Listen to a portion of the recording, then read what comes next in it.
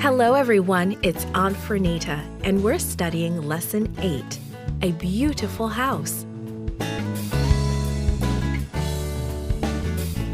The message for this week is, I worship God when I show respect and reverence for His house. The memory verse is from Psalm 84, verse 1. How lovely is your dwelling place, O Lord Almighty. Come, daughter, said Vamala's mother. We will go see the most beautiful place in India, the Taj Mahal. The Taj Mahal was beautiful. However, it was not as beautiful as the house Solomon built for God.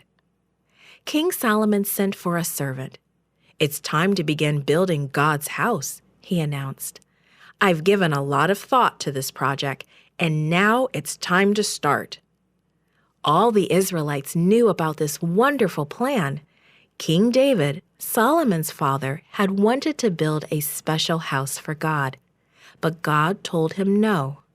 David's son, the next king, would build the temple.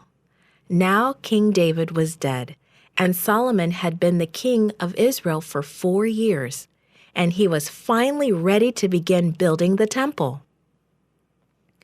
I want to send a letter to Hiram, the king of Tyre, Solomon said. He paced up and down the room. Finally, he began to say what he wanted to write to Hiram. You were a good friend of my father, David, Solomon began.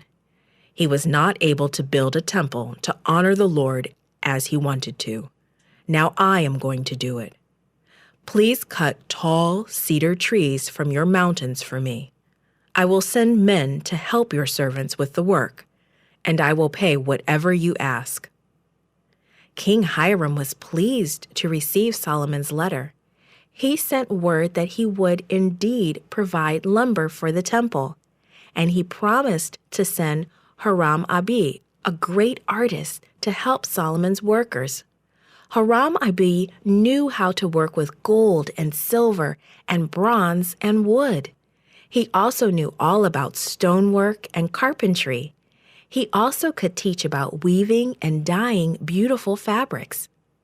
It took thousands of people to work on the huge temple project. King Solomon sent 30,000 men to King Hiram to help cut down trees and bring them home. 80,000 other men cut beautiful stone out of the mountainsides and shaped them into blocks. When taken to the temple, the blocks fit together like pieces in a puzzle. There was no sound of hammers or axes or any iron tools at the building site. This was one way the workers showed reverence for the Lord. Solomon's temple was probably the most beautiful building ever built on the earth at the time. On the inside, the stone walls were completely covered with wood. The wood was decorated with carvings of angels, palm trees, and flowers. And then it was completely covered with gold.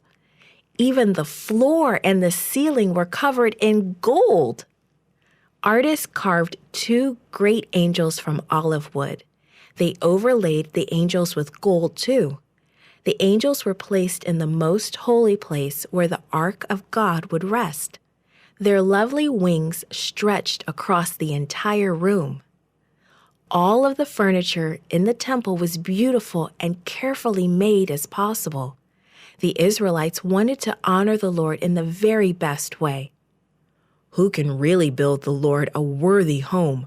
Solomon asked. Not even the highest heaven can contain him. Building and taking care of a church are acts of worship for us, just as they were when Solomon built God's beautiful temple. And the things we do and say inside our church are also to be acts of worship. This podcast is read by Fernita Buddy for Gracelink.net. Created and produced by Falvo Fowler. Post-produced by Faith Toe at Studio El Piso. The theme music is by Clayton Kinney. Animation and artwork by Diogo Godoy. The audio engineer was Karel Holness. For more information, please visit gracelink.net.